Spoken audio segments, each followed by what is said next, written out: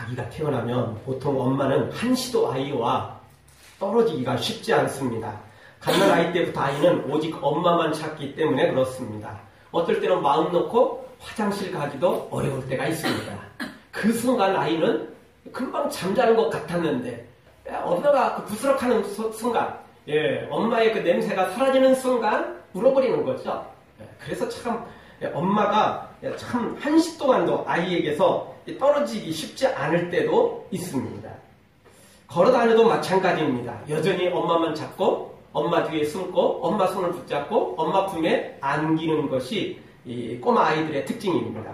그러나 초등학교에 들어가면 점차 독립을 하다가 중학생만 되면 이제 어디를 같이 가자고 해도 절대 동행하지 않습니다.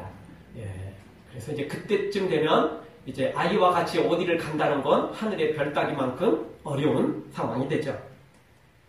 한편으로는 독립을 잘하고 있다는 거니까 감사하기도 하지만 또 한편으로는 이 엄마 아빠를 귀찮게 여긴다는 것에서 씁쓸함을 감출 수가 없습니다.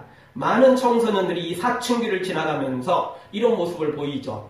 그리고 문을 잠그고 혼자 있으려고 합니다. 혼자 있고 싶다는 건 충분히 이해가 됩니다. 근데 사실은 그 문을 잠그고 그렇게 있다는 것이 혼자 있고 싶다는 것도 있지만 그거보다 더 큰 건 뭐냐면 귀찮게 하지 말라는 겁니다. 말 걸지 말라는 겁니다. 잔소리하지 말라는 겁니다. 이게 더 큰 핵심이에요. 이것이 핵심이에요. 유령처럼 그냥 내버려두면 내버려둔다고 또 한 소리 하고 엄마는 아빠는 우리를 생각도 안 해주고 뭣도 안 챙겨주고 뭣도 안 해주고 또 이러는 거고 조금 또 한마디 하면 괜히 간섭한다고 그러고 잔소리한다고 그러고 가만 놔두라고 그러고 이게 참 장단 맞추기가 참 어려운 것이 사춘기 시절입니다. 참 어렵습니다. 정말 어렵습니다. 정말 어떨 때는 더 이상 말이 잘 통하지 않습니다. 왜냐하면 이 시기에는 무조건 반항하는 반항기이기 때문에 그렇습니다. 오죽했으면 북한이 우리나라를 침범할 수 있는 상황이 많은데도 불구하고 중학교 2학년들 때문에 무서워가지고 침범을 못한다는 겁니다. 우리나라의 중2 사라지면 북한이 내일이라도 아니 오늘 저녁이라도 침범해 옵니다. 근데 중2 때문에 못한대요. 너무 무서워가지고 군인들은 별로 안 무서운데 중2들이 그렇게 무섭대요. 중2들이 한번 째려오면 큰일 납니다. 애들이 오금을 저리게 되는 거죠. 그래서 참 이 사춘기 시절, 특별히 중2, 정말 무서운 시절이죠.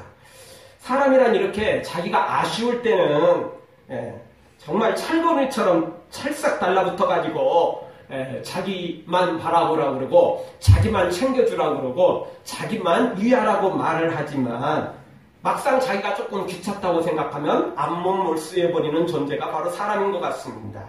무엇보다도 자신이 아쉬울 때는 자기만 바라보라고 말하지만 좀 귀찮다는 생각되면 말은커녕 바라보기만 해도 시비를 걸립니다.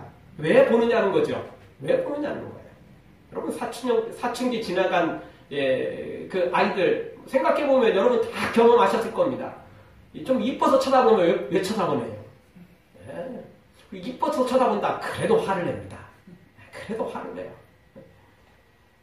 하여튼 그 시절에는 안 쳐다본다고 욕하고 쳐다보면 쳐다본다고 투정하고 원망하고 참 이 반항기 시절이에요. 말 그대로. 이때가 반항기입니다. 뭘 하든지 간에 하게 돼 있습니다. 그런데요, 그래도 부모는 또 여전히 그걸 해줘야 됩니다. 왜냐? 또 그렇게 안 해주면요, 유령 취급하고, 야, 그래, 네 알아서 네 살아라. 이렇게 내버려두면 분명히 나중에 문제가 발생합니다. 원망을 아주 그냥 나중에 송두리째 다 쏟아냅니다. 그냥 사랑도 않고, 아껴주지도 않고, 위해주지도 않고, 내버려뒀다는 거예요. 방치했다는 거죠. 그래도 한 소리 들어도, 원망 들어도 그때 그래도 좀 해줘야 돼요. 그래야 나중에 딴 이야기가 없어지는 겁니다.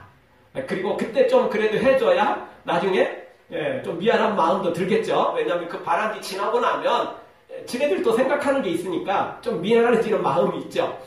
그때를 위해서라도 이때 내버려두면 안 됩니다. 유령 취급을 했다가는 나중에 몇 배의 큰 위기로 다가올지도 모르는 일입니다. 그런데 이런 법칙은 영적인 면에서도 이 법칙이 적용됩니다.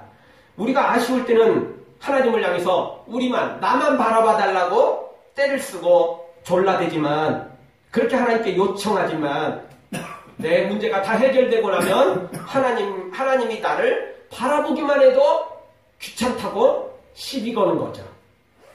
보지 말라는 거예요. 왜 보냐는 겁니다. 아무리 사랑스러워 본다고 해도 그렇게 보지 말라는 겁니다. 그때는 귀찮다고 옆에 오지도 못하게 하는 거죠.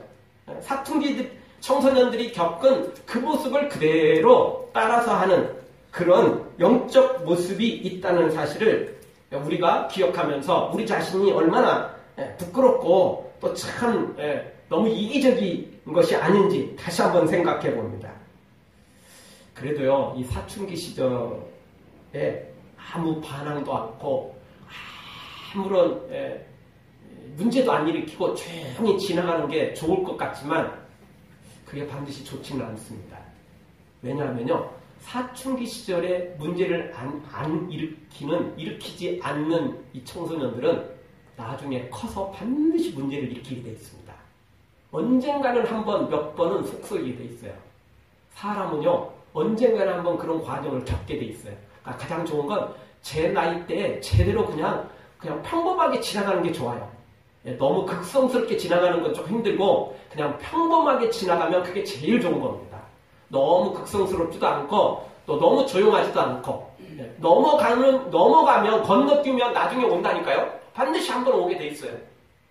그래서 그 시기를 적당하게 그냥 평범하게 잘 지나가는 것이 제일 좋은 거죠. 영적인 것도 똑같습니다. 여러분, 한 번도 하나님에 대하여 딴 이야기 하지 않고 평생을 하나님만 잘 섬기는 사람이 있을까요? 성경에 아무리 믿음 좋은 사람이라 할지라도 그런 사람은 단 한 사람도 없습니다. 어떤 사람도 마찬가지입니다. 그런 사람 있으면 찾아보십시오. 그런 선지자, 그런 하나님의 종이 있다면 찾아보십시오. 없습니다. 단 한 사람도 그런 사람은 없어요. 누구든지 다 한 번쯤은, 몇 번쯤은 하나님에 대하여 항의를 하게 되고 투정을 하게 되고 하나님에 대하여 뭔 소리를 하는 것이 사람인 것입니다. 오늘 성경의 욥은 사춘기 반항기처럼 반항을 하는 것은 절대 아니었습니다. 욥은 평소에 하나님을 사랑하였고 말씀대로 순종하는 사람이었기 때문에 그렇습니다. 그러나 그런 욥에게도 이런 엄청난 고난이 찾아오자 욥도 그런 과정을 겪게 됩니다. 물론 극성스러운 사춘기를 지나는 것처럼 하지는 않습니다. 그러나 욥도 사람은 사람이었습니다. 그럼에도 불구하고 욥은 원망과 불평보다는 욥기 1장 21절 말씀처럼 내가 모태에서 적신이 나왔은즉 빈손으로 나왔으니 빈손으로 다시 돌아가는 것은 마땅하다. 그래서 하나님을 마땅히 내가 찬양하겠다라고 고백하는 욥의 모습을 보게 됩니다. 욥은 하나님을 믿고 하나님을 의지하면서 끝까지 믿음으로 나아갔습니다. 비록 이런 사춘기 과정처럼 반항기를 지나갔지만 그럼에도 불구하고 극성스럽게 지나가지 않았다는 것입니다. 하나님을 실망시키지 않았다는 것입니다. 끝까지 그래도 믿음을 지켰고 기본을 지키면서 달려간 사람이 바로 이 욥이라는 것입니다. 사랑하는 성도 여러분, 혹시 욥처럼 고난이 계속되고 하나님의 반응마저도 없다고 할지라도 끝까지 믿음으로 달려가서 극성스럽게 또는 하나님을 원망 불평하는 자가 아니라 가장 기본적인 것들을 해나가면서 하나님 앞에 믿음으로 살아가는 여러분 되어지기를 주의 이름으로 축원합니다.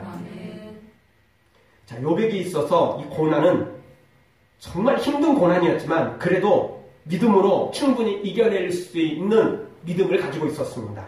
그러나 욥에게 있어서 정말 힘든 것이 있었던 거죠. 물론 다 힘들었지만 최고로 힘든 것이 하나 있었습니다. 그것을 오늘 성경을 통해서 우리가 한번 살펴보기를 원합니다. 구체적으로 욥이 진짜 힘들어했던 것이 뭐죠? 11절을 보십시오. 11절. 그런즉 내가 내 입을 금하지 아니하고 내 마음의 아픔을 인하여 말하며 내 영혼의 괴로움을 인하여 원망하리이다. 이게 우리 단어로는 이게 원망이라고 써 있는데 사실은 이게 바른 번역은 아닙니다. 이 헬라어 원어상으로는 이 단어가 묵상하다, 말하다, 탄식하다라는 의미를 갖고 있습니다. 물론 불평하다라는 단어도 이게 포함되어 있긴 합니다. 그러나 그쪽 단어보다는 묵상하고 말하고 탄식하는 단어에 훨씬 더 가까운 단어입니다. 그래서 이게 이제 개정 성경에서는 이게 이제 단어가 바뀌었습니다. 원망이라는 단어를 쓰지 않고 불평이라는 단어로 바뀌었습니다. 그러니까 원칙적으로 이 단어는 이 구약의 출애굽을 하고 난 다음에 이스라엘 백성들이 하나님을 원망했다라는 단어하고는 근본적으로 다른 단어입니다. 그거는 불신앙적이고 이것은 불신앙이 아닙니다. 말한 거예요. 묵상한 거예요. 탄식한 거죠.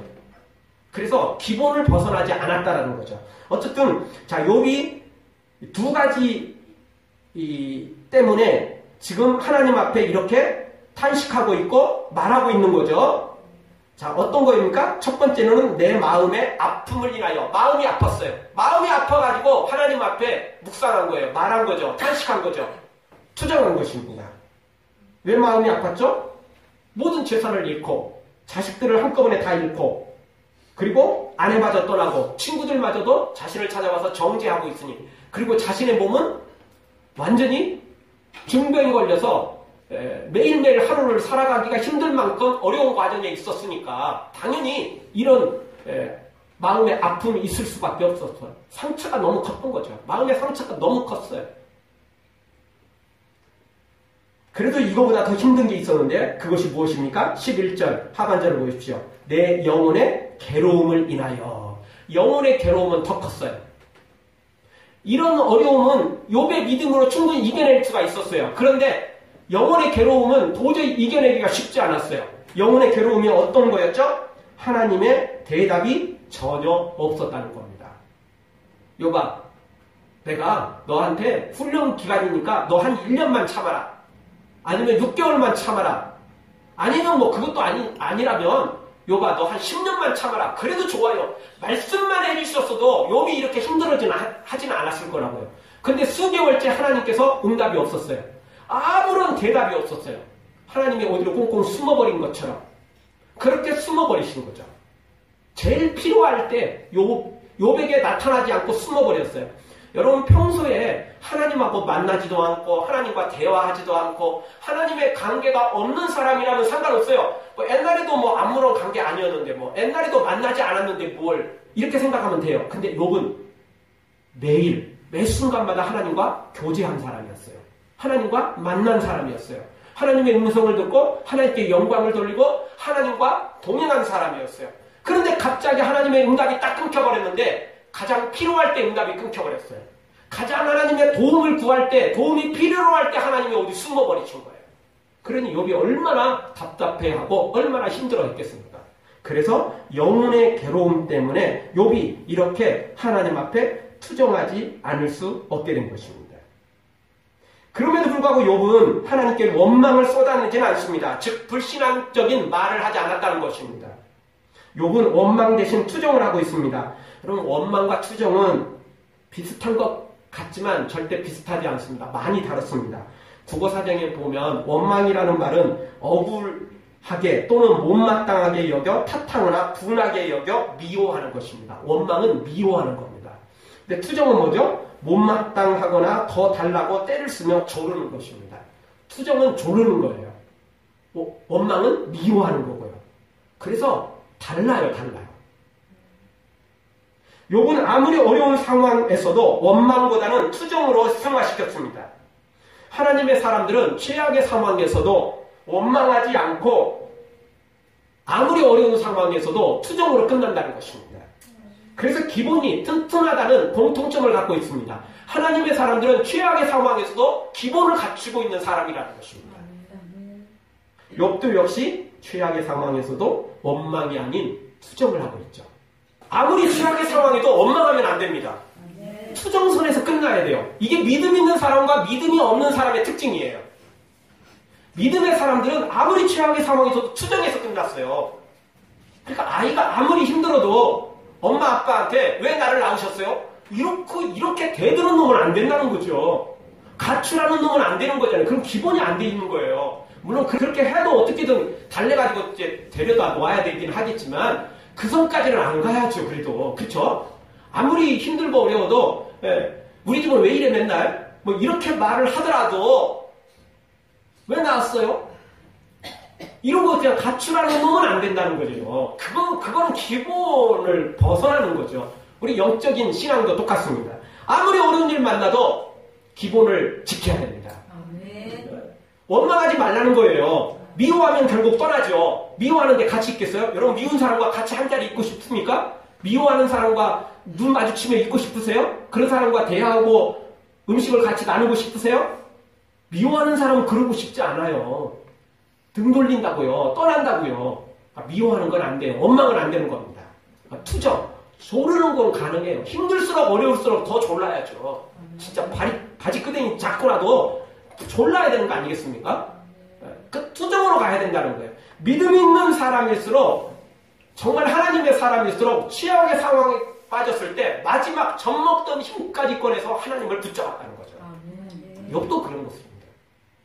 사랑하는 성도 여러분, 어떤 상황에서도 절대 원망하지 말고 욥처럼 믿음의 사람들처럼 투정하면서 하나님을 조르고 또 졸라서 결국 그 믿음으로 승리하는 여러분들 되어지길 주의 이름으로 축원합니다. 아무리 욥이 원망이 아닌 투정을 했다고 할지라도요, 여러분 원망과 투정은 한 발자국 차이입니다. 그게 멀리 있는 게 아니에요. 여기 서울과 부산, 여기 서울과 제주도 있는 만큼 떨어진 게 아니에요. 서울 안에 있어요. 한 걸음만 내디디면 투정에서 원망으로 넘어가게 돼 있어요. 아주 가깝습니다. 이웃 사이에 이웃 사이에. 너무너무 가까워요. 한 발자국만 건너뛰면 투정에서 원망으로 가버리는 것입니다. 조금만 잘못하면 넘어가버리는 위험성을 갖고 있어요. 원래 위험한 물건은 아무나 취급하면 안 됩니다. 위험한 물건은 누가 취급하죠? 전문가, 자격증을 가진 사람이 취급하는 겁니다. 그리고 자격증 가진 사람도 안일하게 취급하다가는 사고 나게 돼 있습니다. 어떻게 해야죠? 조심스럽게 규정을 잘 지켜가면서 제대로 해야죠. 그렇게 취급해야 사고가 안 생기는 것입니다. 이것도 똑같습니다. 영적인 것도요. 투정을 할 때 하더라도 조를 때 조르더라도 조심스럽게 졸라야 됩니다. 한 발자국만 더 나가면 원망으로 나아갈 수 있다는 위험성을 인식해야 되는 거예요. 하나님이 나한테 이렇게 대우하셨는데 나 정도면 양반이지 뭐. 나 정도면 이거 잘하는 거야. 이렇게 생각하고 하나님 앞에 큰 소리 치다가는 순식간에 원망으로 한 걸음 나아가 버릴 수 있기 때문에 그렇습니다. 삐끗하면 원망으로 넘어가 버리는 겁니다. 아주 위험한 상황이에요. 그래서 그 상황을 우리가 스스로 인지하고 있어야 돼요. 그런데 반대로 하나님이 나한테 해주신 거 생각하면 나는 이 정도면 양반이야. 나는 이 정도면 잘하는 거야. 라고 생각하는 순간 원망으로 넘어가 버릴 위험성을 갖고 있다는 것입니다. 사실 욥도 경계선을 왔다 갔다 했습니다. 이런 모습들이 여러 군데에서 소개되고 있어요. 물론 욥 혼자 때문에 그런 건 아니에요. 욥의 친구들이 워낙 어거지 쓰다 보니까 욥도 화가 나고 그러다 보니 말하다 보니까 자신도 모르는 사이에 말이 튀쳐나온 거예요. 우리도 그럴 때 있잖아요. 너무 화가 나면 이런 단어 안 써야 되는데 갑자기 나도 모르는 사이에 튀어나오는 게 있잖아요. 이게 무의식 중에 있었다라고 말할 수도 있지만 사실은 나하고 관계없이 튀어나온 말이 있어요. 그 말하는 내가 놀라가지고 뭐 어떻게 이거 수습해야 될지를 모르는 그럴 때가 있어요. 그럴 때 있잖아요. 너무 당황하면, 너무 화가 나면 나도 모르는 사이에 그런 말이 튀쳐나와요. 그거 말해놓고 내가 당황스러워가지고 어떻게 할 줄 모르는 거죠. 사실 욥이 그런 상황이었어요. 본심은 아니었고 자신도 모르는 사이에 그렇게 이게 경계선을 왔다 갔다 하죠.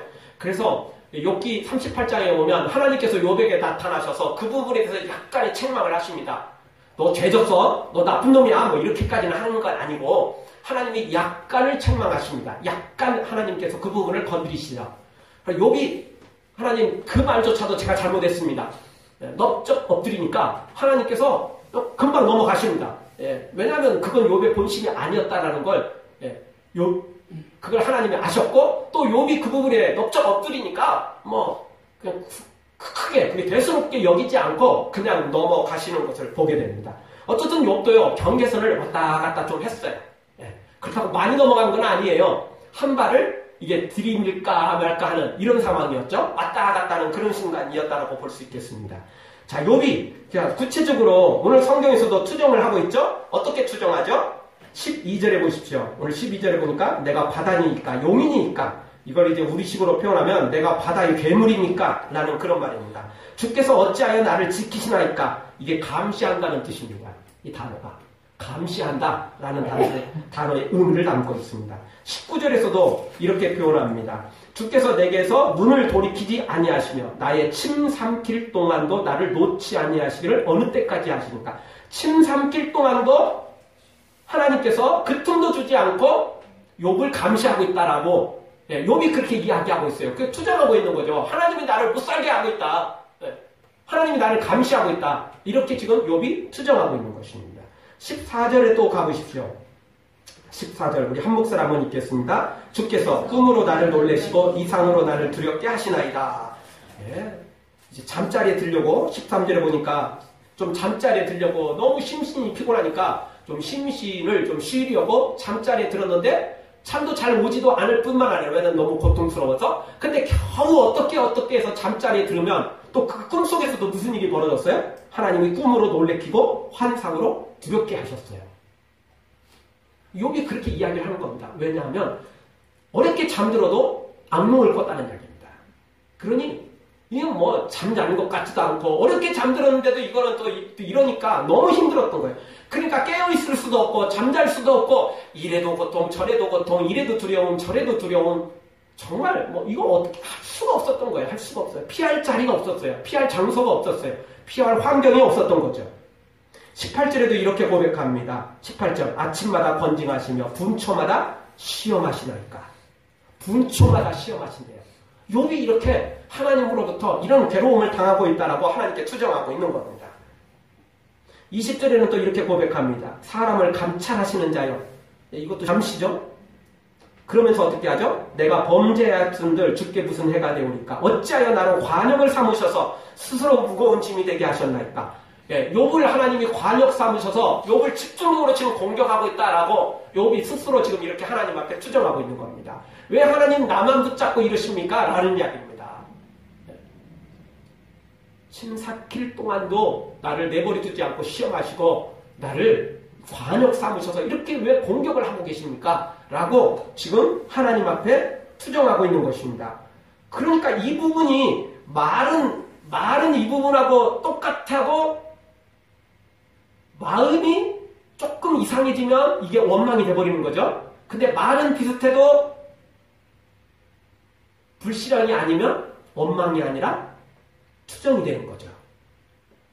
뭐 아다르고 어다르지만 또 같은 어고 같은 아라 할지라도 분명히 다른 거죠. 그쵸?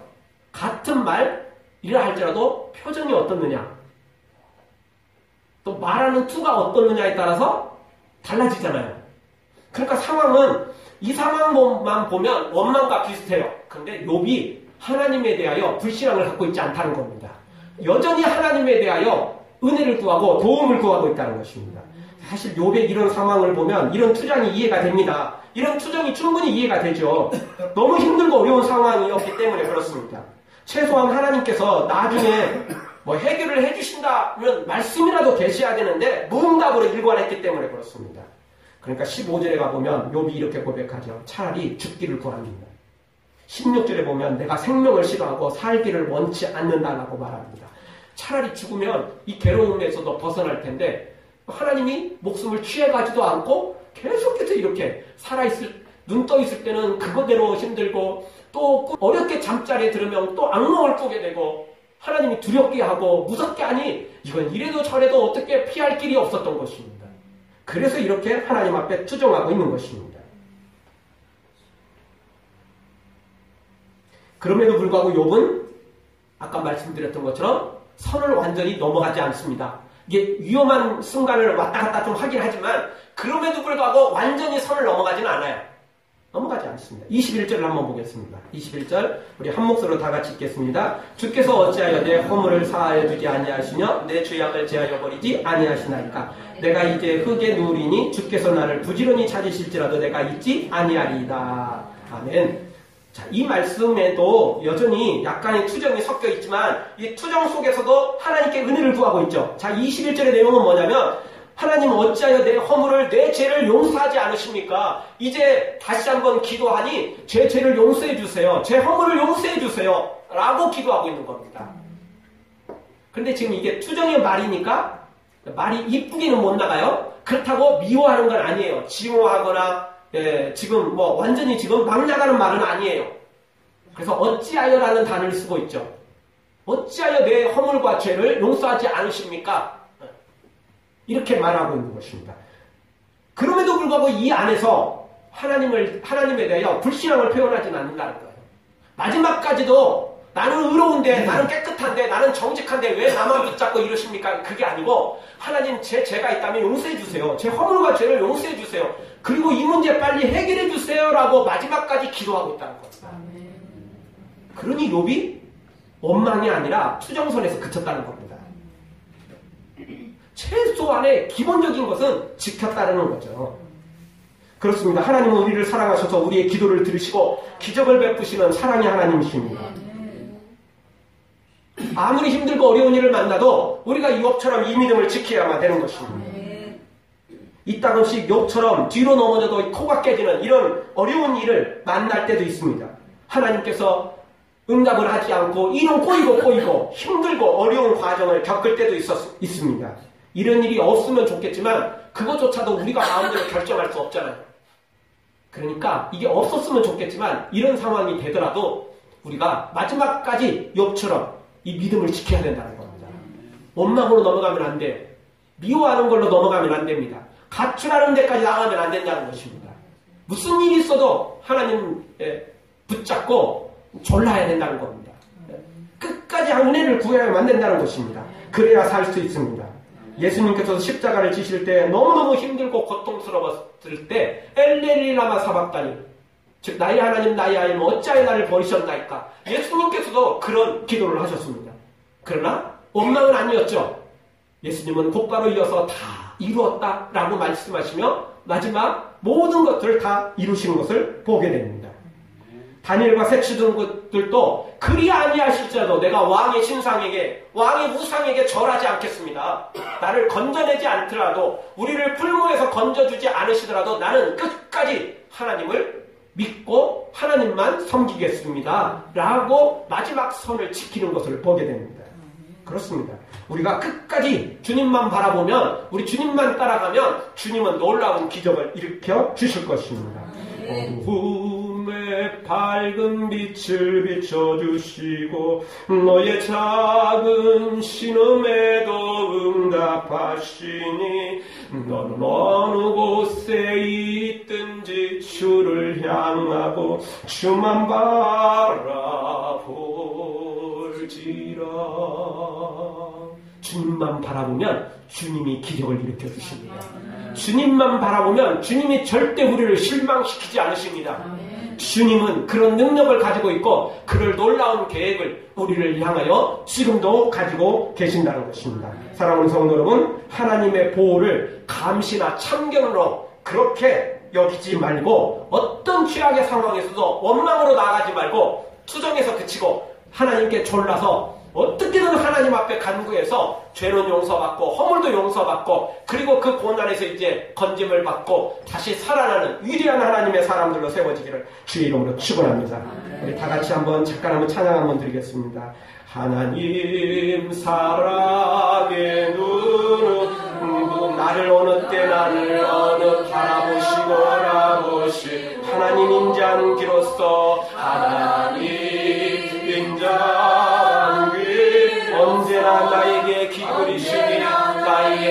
기울이시니 어둠의 밝은 빛을 비춰 나의 작은 신음에도 응답하시니 신음에도 응답. 나는 어느 곳에 있든지 나는 어느 곳에 주를 향하고 주만 바라보시라.